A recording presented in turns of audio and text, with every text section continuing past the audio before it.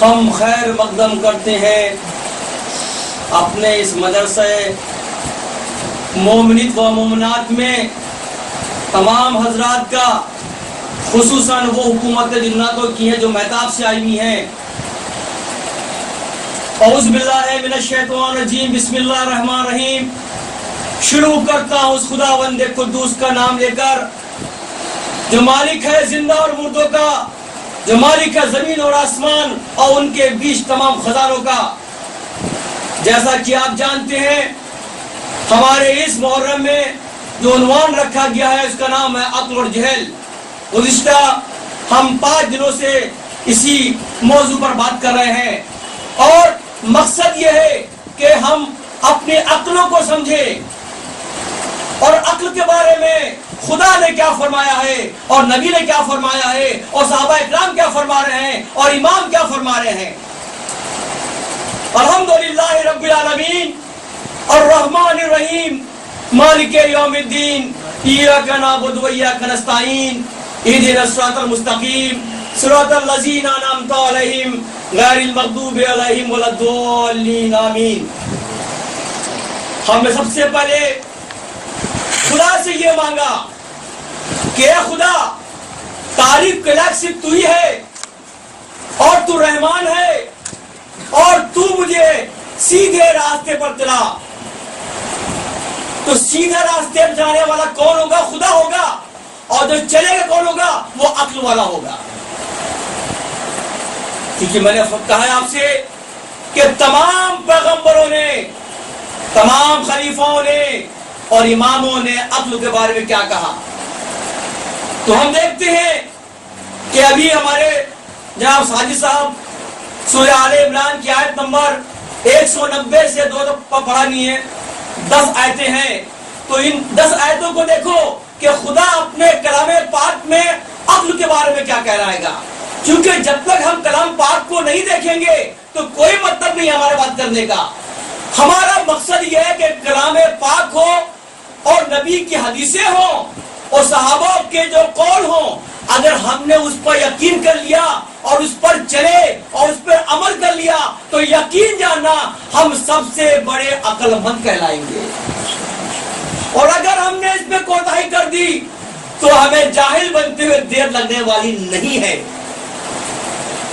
آج ہم وہ بات کریں گے کہ عقل کی ہے، لیکن جب جہل عقل تبدیل ہوتی ہے تو کیا ہوتا ہے، تو اور مزہ آئے گا انشاءاللہ تعالی۔ تو میں بات کر رہا تھا جناب کی کہ انہوں نے سورہ آل عمران کی آیت نمبر 190 سے لے کر 200 تک پڑھی تو خدا کیا کہہ رہا ہے؟ خدا فرما رہا ہے وہ لوگ جو آسمان اور زمین کی بناوٹ کو دیکھتے ہیں وہ عقل مند ہے۔ وہ دیکھتے ہیں کس طرح رات کا دن میں آنا اور دن کا رات میں آنا، یعنی باری باری سے آنا۔ یہ عقل مندوں کی نشانی ہے کہ اس میں عقل لگاؤ کہ خدا نے ان آسمانوں کو اس زمین کو بے مطلب نہیں بنایا، اس کے مطلب چھپے ہوئے ہیں۔ اور وہ جو لیٹتے ہوئے کروٹوں پر اٹھتے بیٹھتے خدا کی تعریف کرتے ہیں اور سوچتے ہیں کہ اے میرے رب تم نے یہ جتنی کائنات میں چراغ روشن فرمائے، چاہے وہ سورج چاند ہو تارے ہو، وہ تو نے بے مقصد نہیں بتائے ہیں۔ یہی عقل مندوں کی نشانیاں ہیں۔ یہ ہے عقل۔ اور آگے فرما رہے اللہ پاک، ایک قصہ بھی اس میں آ گیا۔ ایک شخص جو مشرکین تھا، آیت نمبر 193 اور 195 دیکھو، یہ ایک شخص مشرکین تھا لیکن اس کا ایمان آ گیا اور کیا کہتا ہے؟ اے خدا میں نے ایک پکارنے والے کی بات سنی اور میں اس پر ایمان لے آیا تیرے پر میں۔ اے اللہ تیرا وعدہ سچا ہے، تو عدل کرنے والا ہے، تو ہمارے عقائد کو برا نہیں کرے گا، خراب بیان دے گا۔ اب خدا کا جواب کیا آتا ہے کہ بے شک ہم اپنے بندوں کو، اپنے بندے جتنے بھی ہیں، خواہ وہ مرد ہو چاہے وہ عورتیں ہوں، چاہے بچے ہو یا بڈھے ہوں، ہم کسی کا بھی عمل جو ہے کسی کی نیکی جو ہے وہ بیکار جانے دیں گے. اور ہم نے ان کے لیے جنہوں نے ہمارے راستے میں اپنے گھر بار چھوڑے, اپنی دولت لٹا دیا, کس کی راہ میں؟ خدا کی راہ میں, ہم ان سب کو جو ہے جنت داخل کریں گے. اور جنت ایسی ہوگی جن کے نیچے نہریں بہ رہی ہوں گی. ہم نے بار بار کہا ہے کہ مومن وہی ہے جو علم والا ہے. جو علم والا ہے کون ہے؟ وہ پرہیزگار ہے. جو پرہیزگار ہے وہ کون ہے؟ وہ نبی کے فرقے والا ہے. جو نبی کے فرقے والا ہے وہ اللہ والا ہے, اور جو اللہ والا ہے وہ جنت والا ہے. یعنی کہ پورے کے پوری ایک طرح سے ایک سیڑھی بنی ہوئی ہے. اگر بیچ میں سے ہم سیڑھیاں نکال دیں تو کیا ہم چڑھ سکتے ہیں؟ ارے ہم کو بہت تکلیف آئے گی, ہم نہیں پہنچ پائے خدا تک جو ہمارا رب چاہتا ہے. ہمارا رب یہی چاہتا ہے کہ اے لوگوں, جو ہمارے بھیجے ہوئے پیغمبروں نے تم کو ہدایتیں دی ہیں, جو تم کو پیغامات دیے ہیں, ان پر عمل کر لو. تمہاری کامیابی اس پر چھپی ہوئی ہے. اگر تم اس سے بیرا ہو گئے تو تم سب جہنمی کہلاؤ گے یا جاہل کہلاؤ گے. تو جہالت کیا ہے؟ جہنم ہے. عقل کیا ہے؟ جنت ہے. حق کیا ہے؟ حق کیا ہے؟ عقل ہے. اور جہالت کیا ہے؟ باطل کیا ہے؟ وہ جہنم ہے, جہل ہے. تراشو اپنے اندر کہ تم اپنے کو کہاں بیٹھانا چاہتے ہو. کیوں خدا نے بار بار یہ بات کہی ہے کہ ہم نے ان گناہگاروں کی بستیوں کو جو مٹیاں میل کر دیا ہے جو ہمارے راہ سے بھٹک گئے. تو اے نبی گھبراؤ مت, پریشان مت ہو, غم مت کھاؤ. تمہارا کام صرف ہمارے پیغاموں کو پہنچا دینا ہے. اگر یہ اس پہ عمل کرتے ہو ٹھیک ہے, ورنہ ان کے لیے ہمیں جہنم تیار رکھی ہے. تو عقل والوں کے لیے جنت ہے, اور جہنمیوں کے لیے کیا ہے؟ یہ بدعقل لوگ ہیں, اس کو ہم جہالت کہتے ہیں. تو دیکھتے ہیں آج پیغمبر کیا فرما رہے ہیں. جناب حضرت دانیال علیہ السلام فرما رہے ہیں وہ عالم نہیں, وہ عالم نہیں جو اپنے علم کو نہ بانٹے, جاہل ہے وہ. دیکھا آپ نے. اور بات کریں اب خلیفوں پہ آتے ہیں. حضرت علی فرما رہے ہیں عقل مندوں کی 3 نشانی ہے. عقل مندوں کی 3 نشانی ہے. ایک وہ جب کوئی سوال کرے گا تو جواب دے گا, نمبر 1. نمبر 2, اور جواب بھی ایسا دے گا جس سے اس کی قوم کو نجات مل جائے, یعنی بے مطلب بات نہیں کرے گا. اور تیسری فرما رہے ہیں کہ عقل مند وہ ہے جو اپنی علم کو کسی پر زبردستی لادے گا نہیں کہ نہیں اس کو اپناؤ. آگے کیا فرماتے ہیں؟ اگر ان 3 چیزوں میں سے ایک بھی بات اگر آدمی میں ہے تو وہ کون ہے؟ عقل مند ہے. اور خدا نہ خواستہ کہیں یہ تینوں اس میں نہیں ہے تو فرماتے ہیں وہ جاہل ہے. ذرا تولنا اپنے کو, ہماری باتوں کے بعد میں خود فیصلہ ہو جائے گا. فرما رہے ہیں کہ اگر 3 میں سے ایک بات بھی نہیں آتی ہے تو کون ہے وہ جاہل ہے. اور پھر آگے کیا کہتے ہیں علی یہ فرما رہے ہیں اگر یہ ایسا شخص ہے تو اس کو مجلسوں میں بیچ بیٹھے حق نہیں ہے. یعنی وہ شخص اگر کوئی مجلس ہو رہی ہے, اللہ کا بیان ہو رہی ہے, کہ اس کو کونا پکڑے بیٹھ جائے, وہ اب اس کی جگہ وہ ہو چکی ہے. تو یہ ہے عقل کی بات. میں نے ایک بات کہی شروع میں کہ اگر میں یہ بتاؤں کہ اگر جہل عقل میں آ جائے تو اس کا کردار کیسا ہوتا ہے. اب جب صحابہ کی بات شروع ہو گئی ہے تو بات کرتے ہیں جناب عمر ابن عزیز کی بات کرتے ہیں. جب یہ معلوم پڑا کہ مکے میں ایک شخص آئے ہیں, وہ ایک نئے مذہب کی بات کر رہے ہیں, تو بڑے خفا ہو گئے کہ یہ کون سا مذہب ہے, کیونکہ پہلے مشرکین میں ساتھ تھے. یہ عمر ابن عزیز مشرکین تھے, اور جب معلوم پڑا کہ مکے کا کوئی شخص آیا ہے, پیدا ہوا ہے, اور ایک نئے مذہب کی بات کر رہا ہے کہ اللہ کی اطاعت کرو, ان بتوں کو ختم کر دو, تو بولے کون ہے یہ؟ تو بہت غصہ آیا, اور بہت طاقتور تھے, اور نبی کے پاس تلوار لے کے آتے ہیں, تو کہتے ہیں آج میں قتل کر دوں گا ان کو. میں یہ تو صحابہ وہاں پر کھڑے ہوئے تھے، صحاباؤں سے بات ہوتی ہے، تکرار ہوتی ہے، تو بولے ہم ملنا چاہتے ہیں نبی سے آپ کے. وہ رکیے میں اسے پرمیشن لیتا ہوں. اندر جاتے ہیں کچھ صحابہ، پوچھتے ہیں اے اللہ کے نبی عمر آئے اور بہت غصے میں آج یہ تلوار ہاتھ میں لیے رہیں گے. تو آپ نے کیا فرمایا کہ آنے دو عمر کو، آج فیصلہ ہو جائے گا. جاتے ہیں اندر آتے ہیں، جیسے نبی کو دیکھا تو غصہ ٹھنڈا ہو گیا، صرف دیکھتے ہی رہیے، صرف دیکھتے ہیں وہ ٹھنڈا ہو گیا. پھر بھی اندر آگ تھی، اور کون سا مذہب پھیلا رہے ہیں آپ؟ یہ ہمارے باپ داد کو ان بتوں کو پوچھتے ہیں، مات مجھا کو آپ کیا بتا رہے ہو؟ مجھے بات یہ. تو نبی بتاتے ہیں اگر تمہیں دشمنی ہم سے ہے تو پہلے جا کے اپنی بہن و بہنوں کو منع کرو. تو ان کو معلوم پڑا کہ ان کے بہن و بہن ایمان لا چکے ہیں، تو وہاں پر جاتے ہیں، آپ غصے میں ان کو تھپڑ مارتے ہیں، لیکن بگاڑ نہیں پاتے ہیں. دیکھا آپ نے، یہ جہل ہے. یہ اب آگے بڑھتے ہیں اس جہل پر یہ.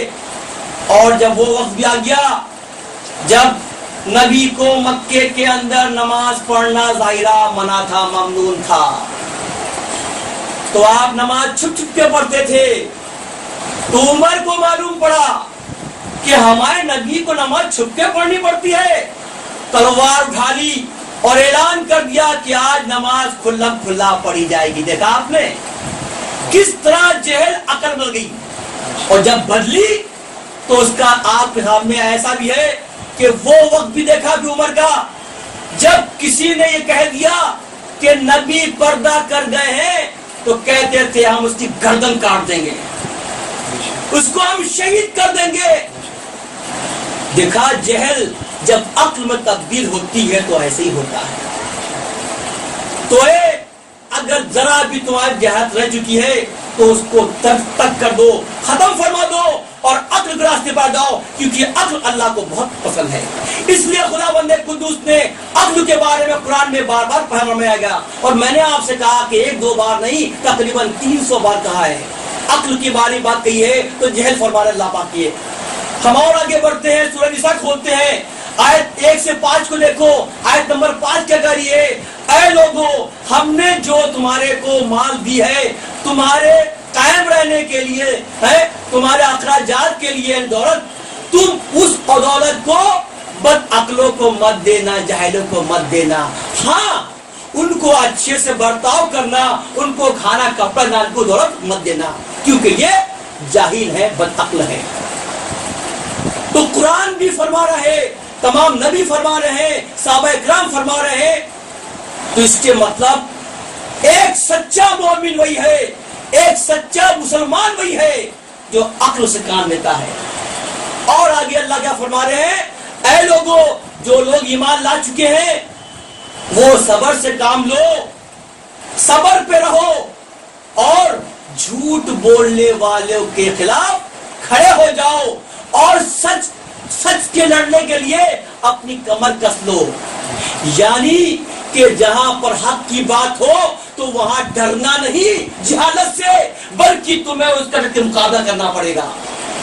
یہ عقل مندوں کی نشانیاں ہے کہ نہیں ہے؟ تو جس مذہب کے اندر عقل کی اتنی باتیں ہوں، اتنا سمجھا جا رہا ہو، خدا خود کہتا ہے کہ میں نے تم لوگوں کے لیے اے نبی اپنی آیتوں کو مفصل بیان کیا ہے. ہم نے ایک ہی آیت کو ایک بار نہیں کئی بار بھیجا ہے گا کہ اب نہیں تو اب سمجھ جاؤ، اب نہیں تو اب سمجھ جاؤ. مقصد یہ ہے کہ اے مسلمانوں تم عقل والے ہو جاؤ. اور جب تک ہماری عقل سوتی رہے گی ہم کبھی بھی اپنی عقل کو کامل نہیں کر سکتے. ہماری عقل کامل ہوگی. یقین جانا میں نے پھر بھی کہا تھا کہ ہم سب کے پاس عقل ہے، لیکن وہ عقل ہماری کسی کام کی نہیں ہے. اکثر میں نے دیکھا ہے وہ جانور ہم سے اچھے ہو جایا کرتے ہیں، وہ جانور ہم سے اچھے ہو جایا کرتے ہیں کیونکہ انہوں نے اپنے عقل کا اچھا استعمال کر لیا. تو کیا ہم ان جانور سے بدتر ہیں؟ اس لیے ہمیں خود اپنے بات سوچنا پڑے گا کہ ہمارا جو راستہ ہے وہ راستہ اچھا ہے یا راستہ جو بےکار راستہ آئے گا. اگر ہم نے اپنی آنکھیں نہیں کھولی تو یقین جانا کہ ہمارے تو ہم سب کو جہنم میں پہنچنے میں دیر لگنے والی نہیں ہے۔ تو میں نے آپ سے کہا تھا کہ خداوند قدوس نے عقل کو 75 سپاہی دیے اور 75 سپاہی جہل کو دیے، تو میں ہر دن ہر تقریر میں 10 سپاہی کا ذکر کر رہا ہوں۔ کل ہماری تقریر نمبر 4 تھی تو 40 ہو چکے تھے، آج 5ویں ہماری ہے۔ تو اور جو سپاہی خدا نے دیے عقل کو، خدا نے عقل کی حفاظت کے لیے 75 سپاہی دیے۔ تو میں نے کہا تھا میں ہر دن 10 کا بیان کروں گا کہ یہ 10 سپاہی عقل کے حصے میں آ گئے اور یہ 10 سپاہی جہل کے حصے میں آ گئے۔ تو آج ہم آگے بڑھتے ہیں اور ایک پوری اس کی ترتیب سے ہے، ایسا نہیں ہے کہ میں آگے کو پیچھے کر دوں۔ اس ترتیب یہ ہے کہ عقل کو دیا امانت، یہ امانت کا کام ہے عقل کی وگرگی۔ تو جہل کو کیا مل گیا؟ بولو، خیانت مل گئی ہے کہ کبھی کسی کا مال لے کر واپس مت کرنا، یہی تو کھیل ہے پورا۔ پھر کہا کہ بے غرض باتیں کہنا ہے، ہم کو دکھایا کہ کوئی تمہارے کو بات کرنی ہے تو اپنی اس بات میں غرض بن رکھو، لیکن ان کو کیا ملا؟ جب ان کا مطلب ہوگا تو ہی یہ بات کرنے والے ہیں، یعنی وہ باتیں جو غیر آلودہ ہونی ہے۔ آگے بڑھتے ہیں، رحمتی چیزوں کے لیے جلد کرنا، یہ عقل کے لیے ہے۔ تو یہ کیا کہتے ہیں؟ بالکل غفلت میں رہو، چپ چاپ بیٹھے رہو، کوئی جلد بازی نہیں ہے، کیونکہ رحمت کی بات تو یہاں پر ہے نہیں، ٹھیک ہے۔ پھر یہ ہوا کہ ہوشیاری کس کو ہے؟ عقل کو ملی۔ تو یہ کیا کر رہے ہیں؟ بالکل بیوقوف بن کے رہو، کوئی ضرورت نہیں ہے کوئی آئے مار چلا جائے۔ اور ہم کو کہا جا رہا ہے کہ ہوشیار رہنا۔ ہوشیار رہنے کا مطلب یہ ہے کہ کہیں ایسا نہ ہو کہ کوئی شخص آدمی گمراہ کر دے تو تم اس کی باتوں مت آنا، کیونکہ اکثر ہم نے اس کے پہلے بھی بات کی تھی، سورہ منافقون کی بات کی تھی کہ دیکھو اللہ فرما رہا ہے تم ان کے ڈیل ڈول پہ مت جانا، تم ان کے کپڑوں پر مت جانا، تم ان کی داڑھیوں مت جانا، وہ بات اتنی اچھی کرتے ہیں کہ تم بھی بہکاوے میں آ جاؤ گے۔ تم ان کا عمل دیکھو، ان کی عقل دیکھو۔ اگر ہم بھی آ رہے تھے، آپ نے بھی دیکھا ہوگا ایک قوم کو، میں نام نہیں لے رہا ہوں، وہ قوم کے لوگ کیا بڑھیا بڑھیا کپڑے پہنے ہوئے ہیں، سفید کپڑے، ڈیزائننگ والے کپڑے، داڑھی لمبی لمبی، اور ان کے عقائد کیسے ہیں؟ ان کے عقائد کیسے ہیں؟ عقائد ایسے ہیں کہ ان کو اسلام سے نکال دیا گیا ہے۔ دیکھا ہوگا آپ نے بھی، راستے میں بھی بہت گھوم رہے ہوگا، یہ بڑھیا بڑھیا کپڑے ہیں، شاندار کپڑے ہیں۔ تو یہ سورہ منافقون کی وہ آیت بتا رہی ہے۔ اس لیے کہتے ہیں کسی کے لباس پہ مت جانا، کسی کے جو بنایا اس نے اب چہرہ اس میں جانا۔ اگر ایمان والا ہے تو چہرہ خود کتاب ہے، بولتا ہے، چہرہ خود کتاب ایمان والے کا، کوئی ضرورت نہیں صبح بتانے کے لیے کہ میں یہ ہوں میں وہ ہوں۔ تو دیکھو نبی کو اللہ فرما رہا ہے کہ دیکھو تم ان کی باتوں مت آنا۔ آپ جب ان کی بات دو تو ایسی باتیں کرتے کہ انسان آ جائے، یار بہت اچھی باتیں کر رہی ہے، ان کے لباس دیکھو ہے پورے اسلام والے۔ تو یعنی کہ کپڑے پہن لینے سے کوئی انسان مسلمان نہیں ہوتا، انسان مسلمان ہے تو کس سے ہے؟ اپنے عقائد سے ہے، اپنے عمل سے ہے۔ وہ آگے بڑھتے ہیں، پھر ان کو مل گیا معرفت، مل گئی کس کو؟ عقل کو۔ تو یہ گدی مل رہی ہے، چاہتے نہیں ہے کسی کو لیے، یہاں پر کسی کو کسی کی بدی کے لیے فکر مت کرو، یہ عقل کہہ رہی ہے کہ اگر کسی آدمی نے کوئی برا کام کر دیا اس کو چھوڑ دو، لیکن یہ کہتے نہیں، پورا اس کو ظاہر کر دیں گے کہ آدمی کتنا گندا ہے۔ ہم کو معلوم ہے خدا کہ بھائی آدمی کی عیب چھپاؤ، یہ عقل بڑا کام ہے۔ جہل کا نہیں، جو اس نے گناہ کیے اس کو منظر عام پر لے کے آتا کہ اس کو توہین ہو جائے، یہ جو آدمی اس کا اپمان ہو جائے۔ تو یہ سب فرق ہے ایک عقل والے کے اندر اور ایک جاہل کے اندر۔ یہ آگے بڑھتے ہیں، عقل کو ملیے نماز کو ادا کرنا۔ تو یہ کہتا ہے نماز کو ترک کر دو، چھوڑو، کیا کر نماز ترک کرے گا، نماز کچھ بھی نہیں ہے۔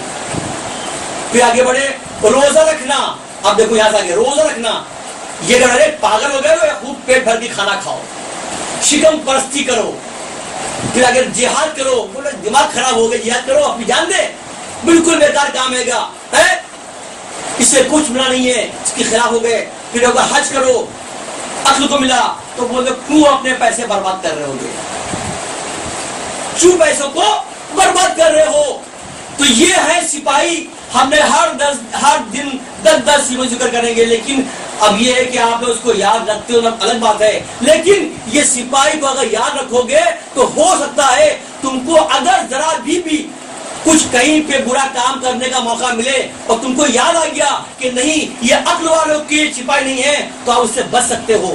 تو یعنی کہ جو ہوشیاری کی بات تھی کہ کہیں ایسا نہ ہو کہ ہم کسی کی بات میں آ گئے اور اپنے برے کام کو انجام دے دیا, تو نعوذ باللہ ہم بھی اسی جہل والوں میں شریک ہو جائیں گے. تو خدا سے یہ دعا کرتے ہیں خدا ہم کو جہالت سے بچائے. بات ہو رہی ہے عقل کی جہل کی. جیسا کہ آپ جانتے ہیں کہ ہر دن ہم جو موضوع پڑھتے ہیں اور اس کے بعد جو ہمارا مین جو مقصد ہے کہ یہ بتانا ہے کہ عقل اور جہل کے بارے میں, کہ عقل والے کیسے ہیں اور جہل والے کیسے ہیں, عقل اور جہل کی جنگ میں کون جو فتح ہوتا ہے گا. اصل مقصد تو وہی ہے کہ جنگ چل رہی ہے کس کی, عقل والوں کے بیچ اور جہل والوں کے بیچ, یعنی عقل مندوں کے بیچ اور جہل چل رہی ہے. تو میں نے کہا تھا جب اس کو ہم پورے معاشرے میں جاتے ہیں ایک نظر دوڑاتے ہیں کہ دیکھیں کہ ہمارے مذہب اسلام میں یہ کہاں لکھا ہے, نبی کون سی ایسی باتیں ہیں جو ہمیں بتا رہی ہیں کہ تم عقل والے ہو تم جہل والے ہو. تو ہمیں ایک قصہ آ گیا, دیکھیے ایک قصہ آ گیا کہ جب نبی مکے سے مدینے کو ہجرت کر گئے اور آپ نے مسجد آدھی, مسجد قبا پہلی مسجد تھی وہ اسلام کی, مسجد قبا جسے قبلتین بھی کہتے ہیں, اس مسجد پر کروں میں تو کچھ نالج بھی اس میں کہ وہ اللہ کے نبی نے مسجد بنائی تھی 8 شعبان 615 عیسوی بنائی تھی وہی, اور نبی کے تمام چاہنے والے اکٹھا ہو رہے تھے, صحابہ تھے. تو ایک واقعہ ہوا کہ ظہر کا وقت تھا اور دن تھا 15 شعبان اور نبی نماز فرما رہے, امامت کر رہے ہیں. 2 رکعت نماز پوری ہوئی تو اللہ کی وحی آ گئی کہ اللہ کے نبی اب اپنا جو منہ ہے رخ ہے وہ خانہ کعبہ کر لو. جیسے وحی ملتی ہے نبی فوراً پلٹ لیتے ہیں. اب یہ ٹیسٹنگ تھی پیچھے والوں کی بھی, یہ ٹیسٹنگ تھی عقل کرنے والوں کی. تو جو عقل مند تھے انہوں نے جیسے نبی نے, ان کے محبوب نے, ان کے آقا نے اپنی سمت بدل دی تو وہ بھی بدل گئے اور کچھ رہ گئے کھڑے اس کے اندر ہی. جب ان سے پوچھا گیا تو یہ کہا گیا کہ میں نے سوچا بعد میں کر لیں گے. فیصلہ آیا نبی اللہ کا کہ اے نبی جس نے تمہارے ساتھ میں رخ بدلا وہ تمہارا, اور جس نے ذرا بھی دیری کر دی تمہارا نہیں ہے, وہ تمہارا نہیں ہے. اتنی باتوں پر دیکھو, اگر میں یہ کہوں کہ اگر تمہیں حضرت کو پہچاننا ہے, تمہیں حضرت سے محبت ہے, تو تم حضرت کی ان تقریروں میں آؤ. تم سے حضرت کوئی پیسے نہیں مانگ رہے ہیں, تم سے کوئی اس کا اجر نہیں مانگنے والے ہیں. ان کا تو ایک ہی مقصد ہے, جو حضرت کے خدا ان کو نوازا ہے وہ تم کو دینا چاہتے ہیں, وہ تم کو دینا چاہتے ہیں. تم سے لینے کی کوئی امید نہیں ہے. جو ہمارے اس مجلس میں نہیں آیا یقین جانا میرا ہو سکتا بھی نہیں ہے, وہ میرا اپنا نہیں ہے. وہ ہم نے آپ کو مثال بتا دی ہے, ہم نے قرآن بتا دیا, میں نے آپ کو نبی کی باتیں کر دی ہیں. ہم تو نبی والے ہیں, ہم اس پر چلنے والے ہیں. جہاں پر اللہ اور اللہ کے نبی اور نبی خاندان کی باتیں ہو وہاں سے ہم بھاگے تو کیا ہم عقل والے ہیں؟ ہم جہل والے ہیں, جہل والے ہیں. تو ہم آج کہتے ہیں اگر کسی کو حضرت سے محبت ہے تو وہ ان کی ان تقریبوں میں آئے گا, ان کے اس محفلوں میں آئے گا اور سنے گا کہ حضرت اللہ کی کون سی بات بتانے جا رہے ہیں. حضرت کا اپنا کوئی مذہب نہیں ہے, حضرت کا اپنا کوئی وہ الگ سے کوئی فرقہ نہیں ہے, بلکہ حضرت اسی فرقے کو بڑھا رہے ہیں جو ان کے نبی کا فرقہ ہے. اور نبی کے فرقے کا نام کیا ہے؟ نبی کے فرقے کا نام ہے کردار رسول. کیا نام ہے؟ کردار رسول. ہم اسی فرقے کے لیے محنت کر رہے ہیں. جو لوگ کہتے ہیں کہ ہمارا فرقہ جائے گا جنت میں، وہ فلاں کہہ رہا میرا جائے گا، بولے میں اہل حدیث ہوں، بولے میں وہابی ہوں، بولے میں سنی ہوں، بولے میں شیعہ ہوں، اتنے فرقے ہیں، تقریباً 72 فرقے ہیں کہ نہیں بھائی؟ یہ تو سب مغالطے میں ہیں۔ کوئی کہتا ہے میرا فرقہ جائے گا، یقین جانا ایسی کوئی روایت نہیں ہے۔ بے شک ہوگا 73واں فرقہ ہی نبی والا فرقہ ہے اور جنتی فرقہ ہے، اور اس فرقے کا نام ہے کردار رسول، یعنی جس انسان کے اندر نبی کا کردار آ گیا وہ جنتی ہو گیا۔ اب وہ چاہے وہ اہل حدیث میں سے آئے، چاہے وہ سنی میں سے آئے، چاہے وہ وہابی میں سے آئے، کسی سے بھی آئے، کوئی برا نہیں ہے، بلکہ خدا ایک چھاننی رکھے گا، اس میں چھن کے اس فرقے میں آئیں گے، یعنی کہ 72 فرقوں میں سے کریم نکلے گی اور وہ کریم بن کے آئے گی اور اس کا نام ہوگا کردار رسول۔ ہم یقین جانا اسی فرقے کے لیے آپ سے بات کر رہے ہیں جس کا نام ہے کردار رسول۔ اور ہماری بات کو آگے بڑھاؤ کہ جس انسان کی زندگی کے اندر نبی کے عملات آ گئے، نبی کی باتیں آ گئی، نبی کا اٹھنا بیٹھنا آ گیا، تو کیا خدا اس کو جنت میں دے گا؟ کیا کوئی شک کرے گا؟ ہم کہتے ہیں کوئی بات نہ کرنا، نبی کے ہر کردار کے اندر قرآن چھپا ہوا ہے، نبی کے ہر کردار کے اندر عقل چھپی بھی ہے۔ اگر ایک چھوٹی سنت دیکھو تو سائنسداں کہتے ہیں بالکل سچی بات ہو رہی ہے، یعنی کہ نبی کا ہر قول عقل ہے، ہر سائنس ہے اس کے اندر، جس کے طاقت ہو جاؤ اور اس کی جانچ کر لو اور انشاءاللہ تعالی تم اس کو کامیاب پاؤ گے۔ تو آج ہم اور آپ سب کی ایک ہی بات ہے کہ میں اپنے اللہ اور اپنے نبی اور نبی کے اہل خاندان اور تمام صحابہ اور تمام امام جس نے بھی نہ اپنے اسلام کے بارے میں بتایا ہے، طریقہ بتایا ہے، ہم کو وہ طریقہ کو اپنانا ہے، تبھی جا کر ہم کہیں گے ہم عقل والے ہیں، ورنہ ہماری گنتی بھی جہل ہو جائے گی۔ ہم ایک اور واقعہ دیکھتے ہیں، کیونکہ جب تک ہم مثالیں پیش نہیں کریں گے تو کوئی مزہ نہیں آنے والا ہے گا۔ میں نے کہا تھا لباسوں مت جاؤ، ایک واقعہ ہے ستوبہ کے اندر، ابو جہل آتا ہے اور نبی سے فرماتا ہے اے اللہ کے نبی، ہمارا دل کرتا ہے کہ ہم بھی آپ کے ساتھ بیٹھے باتیں کریں۔ تو بولے آؤ بیٹھو، کیا بات ہے؟ کہ نہیں، یعنی کیا بات ہے بولو، یہ جو آپ گھرے رہتے نا ان لوگوں سے، یہ کتنے غریب ہیں، ان کے کپڑے دیکھیے آپ، یہ ہیں، ان کو ہٹا دیجئے، میں آپ سے اکیلے ملنا چاہتا ہوں۔ فوراً اللہ کی وحی آ گئی، فوراً اللہ کی وحی آ گئی، اے نبی تم اس کی باتوں مت آنا، جو تم کو غریب غربا دیکھ رہے ہیں، جو پھٹے حال ہیں، یہی تو میرے قریب ہیں، میں ان کے قریب ہوں۔ میں اگر تم اس کی باتوں میں، یہ جھوٹا ہے، یہ جاہل ہے۔ کون تھے وہ صحابہ؟ تو معلوم کیا تھا، علم اور لیا تو معلوم پڑا کہ وہ جناب سلیمان فارسی کا تھا، جناب بلال کا تھا، کہ بہت غریب لوگ تھے، کپڑے بھی نہیں تھے غریب پاس میں اسلام۔ تو دیکھو کہ مطلب نبیوں کو بھی گمراہ کرنے کے لیے جہل نے کیا کیا، تو ہماری کیا اوقات ہے؟ ہماری کوئی حیثیت بھی نہیں ہے، ہم تو چھوٹی چھوٹی باتوں میں گمراہ ہو جایا کرتے ہیں۔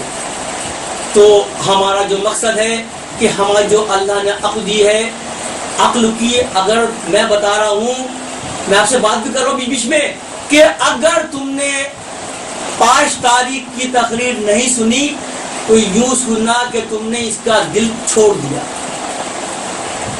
5 تاریخ تقریر جو ہے اتنی اہم ہے کہ شاید میں اس کے بارے میں نہیں بول سکتا آپ سے، میں سب سے اہم ہے، جب خود سنو گے تو ہاں واقعات مجھے انعام مل جاتے ہیں۔ اب ہم بات کرتے ہیں کہ دیکھیں آج 6 محرم کی شب، آج کربلا میں کیا ہو رہا ہے، کیا حال ہے عقل والوں کا اور کیا حال ہے جہل والوں کا۔ کل میں نے کہا تھا کل تک کے ایک کم 60,000 فوجی آ چکی تھیں عقل والوں ختم کرنے کے لیے، آج 6 تاریخ ہے، 6 محرم ہے، اور تقریباً آج فوج تعداد جو 75,000 پہنچ چکی ہے۔ چند اللہ والوں کو ذبح کرنے کے لیے 75,000 کی فوج، اور آج کل تو پانی بند کر دیا گیا تھا 5 محرم کے دن، لیکن جب دیکھا خیموں کے اندر بچے بڑے پریشان ہیں تو بنی ہاشم کے 30 نوجوان مشق لے کے نکلتے ہیں نہر فرات کو جانبازی دیکھیے آپ یہ، اور جیسے آتے ہیں تو فوج یزیدی گھبرا جاتی ہے، کسی کے طاقت نہیں ہے دور کو دیکھنے کا، وہ 30 نوجوان پانی پھر بھرتے ہیں چھتاری کو اور لے کر چلے جاتے ہیں، کسی کے طاقت نہیں ہے کہ اوپر سکے۔ دیکھا آپ نے عقل کو، جہل کتنی بڑی ہے، طاقتور ہے، لیکن چند عقل والوں نے کیا کر دیا، وہ زیر کر دیا۔ جب یہ بات عبداللہ بن زیاد کو معلوم پڑی کہ ہمارے حکم کے باوجود حسین کو پانی مل رہا ہے تو وقت ببولا ہو گیا، بولا یہ کیا ماجرا ہے کہ ہماری اتنی فوجیں ان چند لوگوں کو ہرا نہیں پا رہی ہیں، روک نہیں پا رہی ہیں۔ اس بیچ میں ایک صحابی تھے، ان کا نام تھا خلی بن یزید، اس نے خط لکھا ابن زیاد کو، خط میں لکھا کہ اے ابن زیاد، کتنی مشکل سے حسین تمہارے چنگل میں پھنسا ہے، اور عمر سعد کی ایک بیوقوفی کی وجہ سے حسین تمہارے چنگل سے نکل جائے گا۔ تمہیں خبر ہے؟ تمہیں خبر نہیں ہے؟ عمر سعد حسین کے ساتھ میں رات میں ان کی مطلب بیٹھ کے باتیں کرتا ہے، اور سنو گے تم نے کل پانی بند کروایا تھا، آج بنی ہاشم کے 30 نوجوان پانی بھر کے لے گئے، یہ فرق بھی اکھاڑ نہیں پائی ہے۔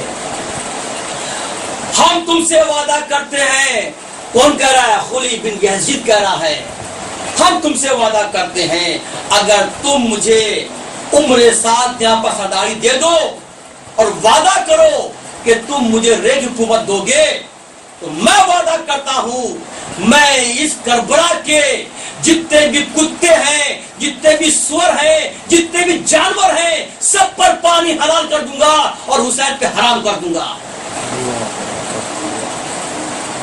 بس شرط یہ ہے کہ مجھے ریگ حکومت چاہیے، مجھے یہاں کی سرداری چاہیے۔ جب ابن زیاد کو یہ معلوم پڑا تو بڑا غصہ ہوا، اس نے فون قاصد بھیجا اور خط دیا اور لکھا اس کے اندر، اے عمر سعد، کیا تم خوف زدہ ہو ان چند لوگوں سے؟ کیا تم ڈر گئے ہو؟ ارے تم کہو تو تم کو لاکھوں فوجی اور بھیج دیں، لیکن دیکھ لو اگر تم نے غداری کری تو تمہاری بھی خیر نہیں ہے۔ اگر آج کے بعد ایک قطرہ یہ پانی ملا حسین کو تو تم سب کو ختم کر دیں گے، اور تم جانتے ہو میں ابن زیاد کون ہے۔ اور یقین جانا زیاد نام بڑا خطرناک تھا، اس کا باپ بھی ایسی تھا، اس نے نہ جانے کتنے ہزاروں کفر کو شہید کر دیا تھا۔ گھبرا گیا، ڈر گیا، اس نے فون کیا کیا، جہاں پر نہر فرات اور خیموں کے بیچ میں سپاہی 500 تھے، اب کتنے کر دیے؟ اب اس نے پورے 20,000 کر دیے، جیسے دیوار کھڑی پڑی ہوئی ہے کہ کوئی بھی شخص اب پانی نہیں دیتا۔ عقل اور جہل لڑ رہے آپس میں، کہیں سے بھی کوئی موقع چوکنا چاہتا نہیں ہے، سب اپنے لالچ میں ہے، لیکن اللہ والوں کوئی لالچی نہیں ہے، کوئی ڈر نہیں ہے، کوئی خوف نہیں ہے، کیونکہ وہی تو مومن ہے۔ ان کا مقصد صرف یہ ہے کہ ہم سے سوتے میں بھی، چلتے میں بھی کہیں ذرہ برابر بھی غلطی نہ ہو جائے، کہ جو میرا خدا چاہتا ہے، جیسا چاہتا ہے ویسا ہو چاہیے۔ یہ مال و زر کس کام کے، یہ دولت کس کام کی، یہ جان کس کام کی، یہ اولادیں کس کام کی، یہ بیویاں کس کام کی، ہم تو راہ خدا میں نکل چکے ہیں، اور وہاں پر کیا ہے کہ حسین کا سر چاہیے، اور کوئی مقصد نہیں ہے، اور یہ ہے کہ حسین سے مجھ سے بیعت کر لے، صرف مجھ سے بیعت کر لیں۔ لیکن وہ سمجھ نہیں پا رہا ہے کہ جب حسین نے جناب معاویہ کے ہاتھ بیعت نہیں کری تو اس کی کیا مجال ہے۔ جس کو نانا سے اتنی محبت ہو، جس کو اپنے اسلام سے اتنی محبت ہو، تو کیا اپنی جان کی پرواہ کرے گا وہ؟ یہی تو عقل والوں کی نشانی ہے کہ نہیں ہے؟ اور واقعہ دیکھو، وہ میں نے کہا تھا کہ لوگ سمجھتے ہیں کہ اسی 72 شہید ہوئے تھے. میں نے بار بار کہا ہے، ارے 72 تو یہ بنی ہاشم کے تھے، خاندان کے تھے. وہ انصار کہاں گئے؟ وہ بنی قمر کہاں گئے؟ کیا ان کو بھول جاؤ گے؟ وہ جو مکے ساتھ آئے تھے، جو بیچ میں کوفے سے گئے، وہ غریب کہاں گئے؟ تو یہ 72 نہیں تھے، یہ 198 تھے شہید. اگر میں ان کو ایک ساتھ بدل جاؤں گا تو نہیں ہو پائے گا. اس لیے میں ہر دن ایک شہادت کا بیان کرتا ہوں میں یہ، تاکہ ہمارا ایمان اور مضبوط ہو جائے، تاکہ ہماری عقل قوی ہو جائے، تاکہ ہماری عقل جو ہے کھل جائے.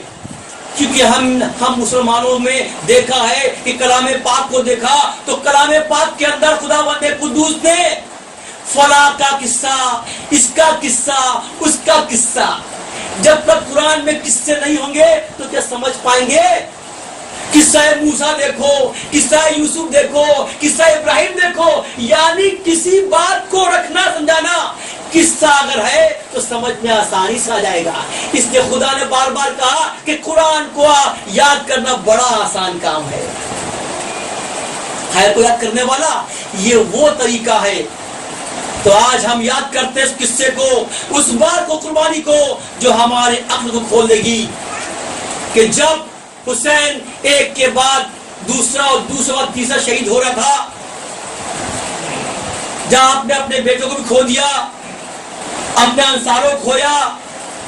وہ انصار بھی جاباز انصار جن کا یہ تھا حسین جب تک ایک بھی انصار زندہ ہے، آپ کا ایک بھی اہل خاندان کا شخص شہید نہیں ہو سکتا. یہ وعدہ تھا. تو میں دیکھتا چاہوں کہ جب سب ختم ہو لگا، ایک ایک کر کے سب جدا ہو رہے تھے، تو اچانک آواز آتی خیموں سے، تلاطم مچا پڑا ہوا ہے خیموں میں، عورتوں کی آوازیں آ رہی ہیں. تو حسین پلٹتے ہیں اور جاتے ہیں، کیا بات ہے، کیوں آوازیں آ رہی ہیں؟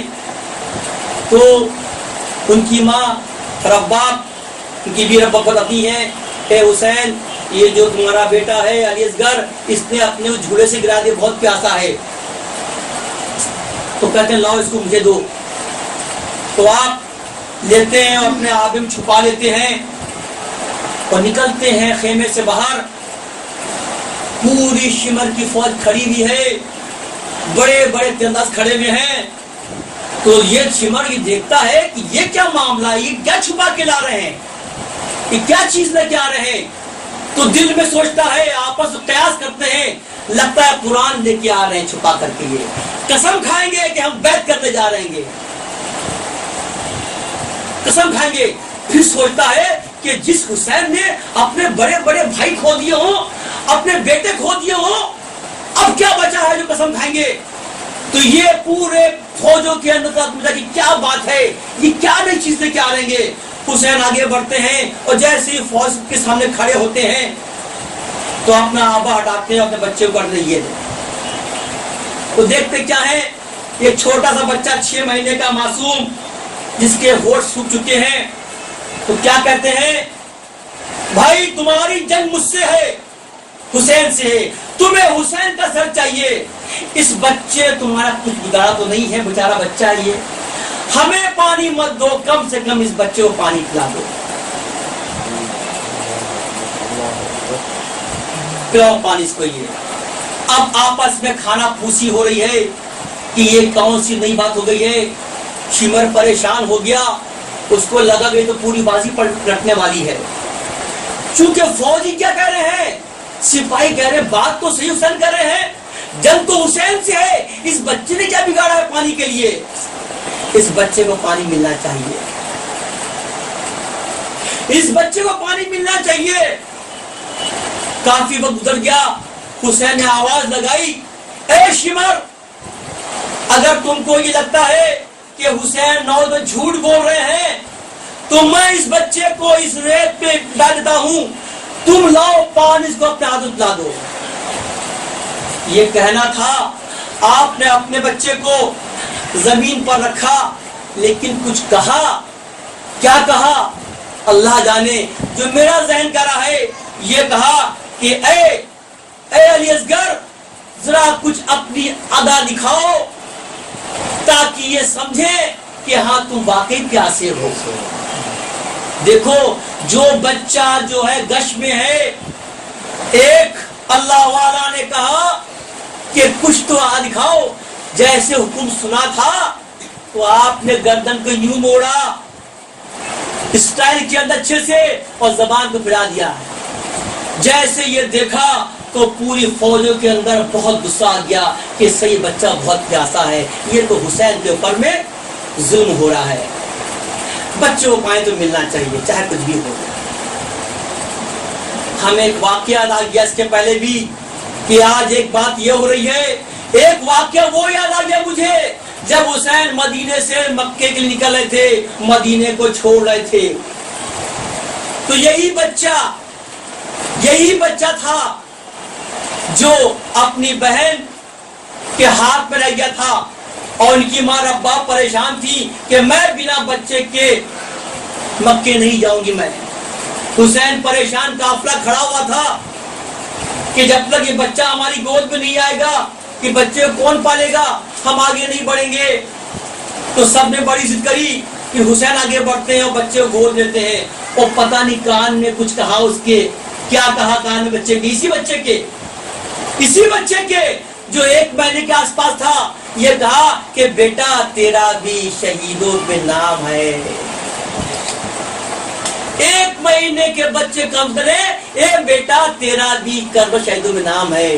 جیسے سنتا ہے بچہ اپنی ماں سے بڑھ جاتا ہے اور مدینے سے مکے کے سفر شروع ہو جاتا ہے. یہ وہی علی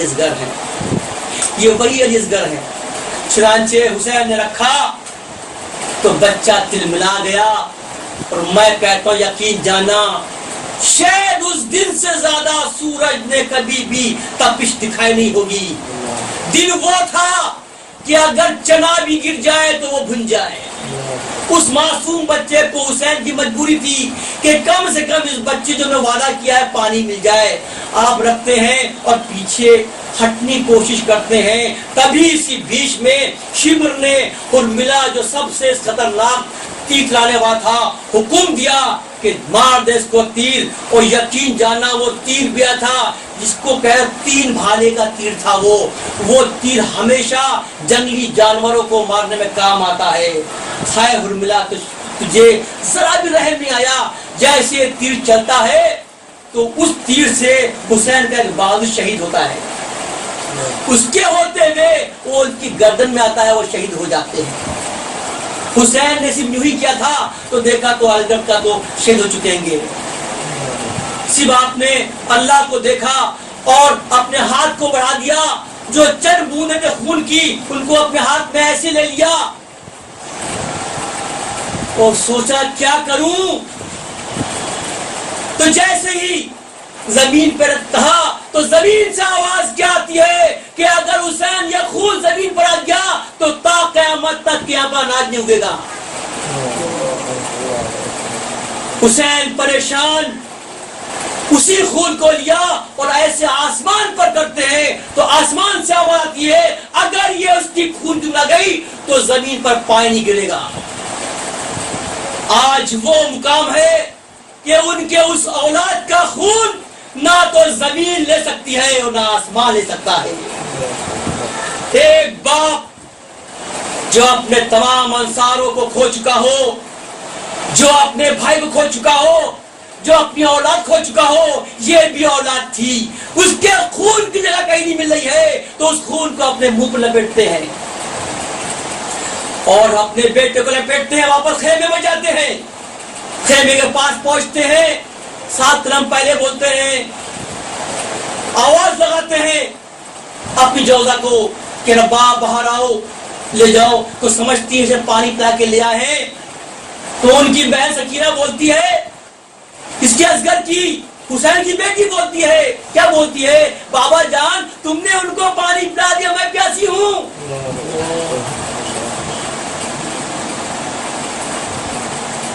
حسین نے جیسے آپ اٹھایا, جیسے دیکھا بچہ شہر کا ایک تلاطم مچ گیا، خیموں کے رونا پٹنا ہو گیا، اور یہ کہا کہ کیا تیرے عمر کے بچے بھی شہید کیے جاتے ہیں؟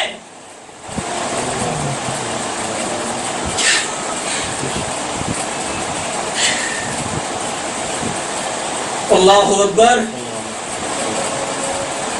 کیا تیرے عمر کے بچے بھی شہید کیے جاتے ہیں؟ آپ اپنے اس بچوں کو لیتے واپس، پتہ نہیں کیا دماغ میں آیا، وہ تلوار جس کو حضرت ذوالفقار علی ہے، وہ تلوار لیتے ہیں اور ایک کھڈا کھودتے ہیں اور اپنے بچوں کو دفن کر دیتے ہیں، اس میں چھوٹی سی قبر بناتے ہیں اور روتے ہیں، بہت روتے ہیں، اتنا روئے کہ پوری قبر بھیگ گئی۔ پھر دماغ میں کیا آیا، اس کو مٹا دیا، اس کو مٹا دیا اور اللہ کو یاد کیا اور یہی کہا اللہ سے، اے اللہ تو مجھ سے خوش تو ہے کہ نہیں ہے؟ اے اللہ تو مجھ سے راضی ہے کہ نہیں ہے؟ یہ ہے اللہ والے، یہ ہے عقل والے، یہ ہے حق والے، ہم کس کا ساتھ دیں؟ یہ فیصلہ آپ کو کرنا ہے، یہ فیصلہ ہم سب کو کرنا ہے۔ ہم کسی بھی فرقے کیوں نہ ہو، جہاں پر حق ہے ہم اس کے ساتھ ہیں، اور جہاں پر باطل ہے ہم اس کے خلاف ہیں۔ یہی ایک مومن کا کام ہے، یہی ایک عقل والے کام ہے۔ اللہم صلی علی سیدنا مولانا مولا سیدنا مولانا محمد بارک وسلم یا نبی صلی اللہ تعالی علیہ وسلم۔ اے میرے مولا، اے میرے پاک پروردگار، جتنا بھی تو نے چاہا اتنا ہی بولے، ایک پل زیادہ نہیں، ایک پل کم نہیں، تو سب جانتا ہے، اور یہی تو تجھ سے دعا مانگتا ہوں، اے میرے مولا تو جتنا بلوانا چاہے بلوا لے اپنے راستے پر، جتنا ہم سے کام نظر کام ملے میرے مولا، اے میرے مولا ہم سب کے بھی شیطانوں دور کر دے میرے مولا، اے میرے مولا جو الفاظ ہم کو تو نے دیے میرے مولا وہ کامل ہو جائیں، اے میرے مولا جو ہمارے زبان پہ جو قوت دی میرے مولا وہ کامل ہو جائے، اے میرے مولا تو سنتا اور جانتا ہے میرے مولا، تجھ سے بہتر کچھ جانا نہیں ہے میرے مولا، ہم سچ کہہ رہے یا جھوٹ کہہ رہے میرے مولا تو جانتا ہے، ہم چاہے جیسے لباس پہنے میرے مولا تو اس کے راز جانتا ہے میرے مولا، اے خدا بندے قدوس یہ جتنے بھی لوگ ہیں سب تیری بارگاہ میں اپنے ہاتھ پھیلائے میرے مولا، ہمارے پاس تیرے علاوہ کوئی ڈر نہیں میرے مولا، اور کوئی دوسرا راستہ بھی نہیں میرے مولا، تو ہم سب قبول فرما لے، ہماری جو حاجت کو پوری فرما لے میرے مولا۔ تیرا نام ہے پاک پروردگار،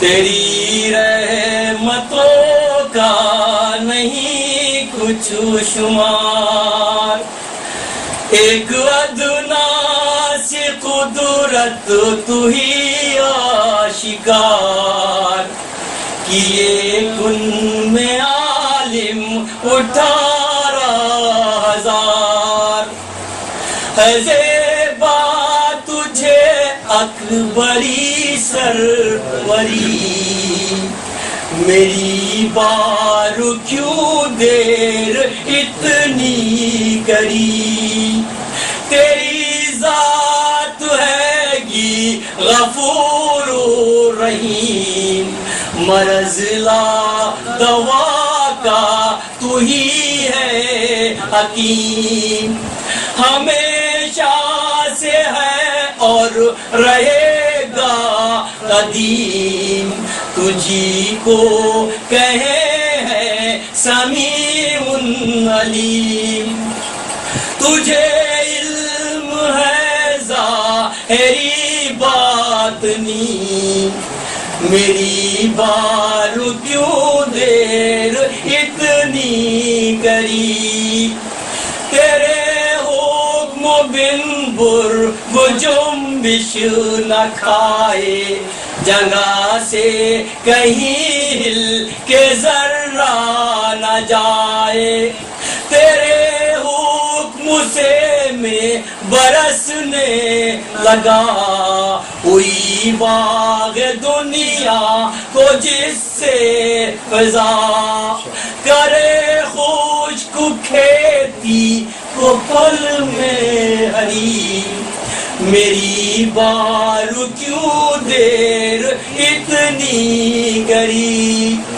زمین کا کیا اجر تو نے قبول ہوئے اس پہ ظاہر محمد رسول، یہاں تک دیا ان کے رتبہ کو طول کہ لولیک ہے جن کی شان و نزول، عطا ان کو مورے نبوت کری، میری بار کیوں دیر اتنی کری، کسی کو کتب اور کلندر کیا، کسی کو دیا مرتبہ غوث کا، کسی کو عطا کی ہے پیغمبری، میری بار کیوں دیر اتنی کری، لیا حضرت آدم نے گندم کو کھا، بہشتوں سے باہر ملی ان کو جا، رہے بی بی ہوا سے مدت جدا، کیا باب رحمت کا ان پر آیا، ملاقات دونوں کی باہم کری، میری بار کیوں دیر اتنی کری، پڑی کاشتی نوح پر جب بلا گیا ڈوب وہ جس کو تھا ڈوبنا، بچانا تجھے جس کو منظور تھا، نہ مطلق اسے غرق ہونے دیا، دکھائی وہاں پر یہ سنت گری، میری بار کیوں دیر اتنی کری، گئی جب کہ یونس کو مچھلی نگل، نہ کام آیا اس وقت کوئی عمل، پکارا انہوں نے تجھے برمحل، لیا شکم مچھلی سے ان کو نکل، وہاں تو ہوئی یہ کرم کی گھڑی، میری بار کیوں دیر اتنی کری، لیا صبر ایوب کا امتحان، کیا جسم کیڑوں سے سب نیم جاں، قدرت کا نہ پایا نام و نشان، رہی شکر کرتی برابر زبان، دفع ان کی تکلیف دم میں کری، میری بار کیوں دیر اتنی کری، تیرا نام عیسیٰ نے جس دم لیا، دیا قبر کینا سے مردہ جلا، یہی وقت موسیٰ پہ آید ہوا، عصا سے شجر ایک اونچا کیا، ملا پھل تیری یاد جس نے کری، میری بار کیوں دیر اتنی کری، ہے تجھ کو یہ معلوم کہ کھوٹی کری، میری بار کیوں دیر اتنی کری، تیرا نام ستار غفار ہے، یہ بندہ سرے پا گنہگار ہے، بڑی نام میری جو مجبور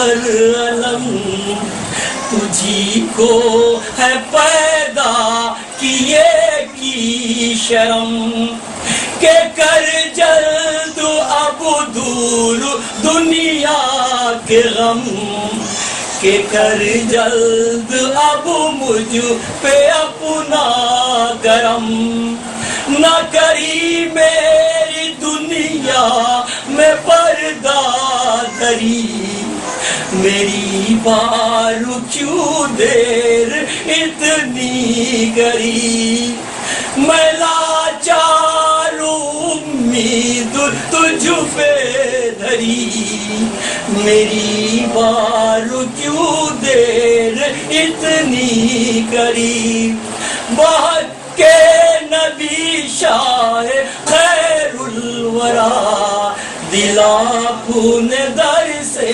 میرا منہ دعا میں لاچار امید تجھ پہ دھری میری بار کیوں دیر اتنی کری اے میرے مولا ہم تجھ سے کوئی شکایت نہیں کر رہے ہم تو صرف تجھ کو وہی سنا رہے تم نے کر کے دکھائے میرے مولا جو نے تمام پیغمبروں کو کامیاب کر دیا میرے مولا ان کو ان کی مصیبتوں سے نجات دے دی میرے مولا اے میرے مولا ہمارا خاندان تجھ سے پانی مانگ رہا تھا میرے مولا تو نے ہمارے ساتھ جو کیا بہت اچھا کیا میرے مولا ہم تیرا شکر کرتے تو صبر کرتے میرے مولا اور یہ دعا کرتے میرے مولا تم سے راضی ہو جائے میرے مولا اے میرے مولا اگر کوئی خطا ہو جائے یا کوئی کمی میرے مولا تو مجھے معاف کر دے میرے مولا تیری راہ میں ہمارے مال بھی قربان ہماری جان میں قربان ہماری اولادیں قربان ہمارا خاندان ہی میرے مولا قربانیوں والا ہے میرے مولا تو ہم کو قبول کر دے قربانی کے لیے میرے مولا ہم بھی تیار ہیں میرے مولا لیکن میرے مولا تیرے ان بندوں کو نواز دے میرے مولا جو بیٹھے ہوئے ہیں کب سے میرے مولا تیرے سامنے اپنے ہاتھ پھیلائے میرے مولا تجھ سے بھیک مانگ رہے ہیں اپنے رحمتوں کی تیری عمارتوں کی میرے مولا تیری نعمتوں کی مانگ رہے میرے مولا اے میرے مولا تو نے ہمارے خاندان میں ان کو لٹایا ہے میرے مولا آج لٹا دے میرے مولا ان کی تمام جو حاجتیں میرے مولا پوری فرما دے میرے مولا اے میرے مولا جو ان کی چھپی ہوئی ہے یہ اپنے منہ سے نہیں کہتے میرے مولا یہ دل میں کہتے ہیں میرے مولا تو اس حکم فرما دے میرے مولا اے میرے مولا اے میرے مولا اے میرے مولا تو نے آج تک اس در سے اور اللہ والر سے میرے مولا کسی کو خالی ہاتھ نہیں بھیجے میرے مولا ہم اس کا شکر ادا کرتے ہیں میرے مولا اے میرے مولا ہمارے دل میں جو ڈالا تو نے میں نے وہ کہہ دیا اب ان کے دو باتیں میرے مولا یہ تجھ سے ایک منٹ کے لیے اپنے دل کی بات رکھیں گے میرے مولا تو ان کی فرما دے دعا آپ سب حضرات ایک منٹ کے لیے اللہ سے مانگیے اور ہم بھی مانگتے ہیں